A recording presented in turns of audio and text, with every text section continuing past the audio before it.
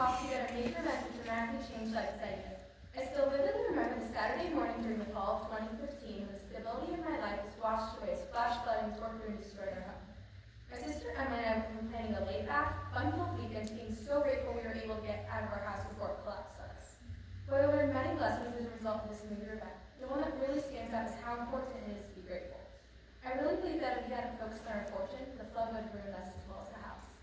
More than 7 years later, I still remember my dad waking us up early on that Saturday morning. I cannot believe my ears when he explained that the weatherman was right for once. Our house was flooding, and to make matters worse, my mom was in Chicago. Seeing my rising panic, my dad told me I needed to be calm and mentally prepared. I tried to listen, but I couldn't help but stare out the window at the river running through our street, watching neighbors' cars climb fences, and listening to our garage door screech as it ripped itself free into the current. Soon, my dad returned and told us we would have to jump out Emily's second-story bedroom window into fishing boats that are being used to rescue people.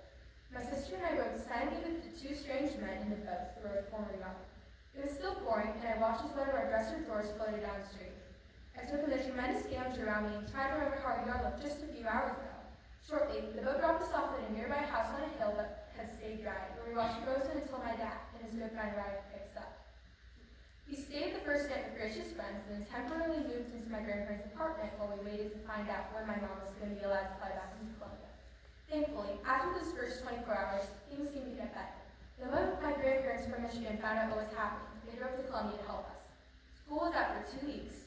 And during that time, more than 200 family friends from school, soccer, and church, as well as complete strangers from as far as Texas and North Carolina came to help us get back on our feet.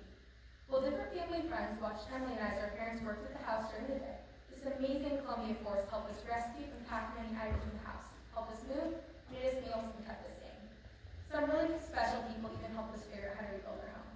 Over the next 2 years, as my dad worked his tail off, we moved 8 times, finally moving into a new home at our old location.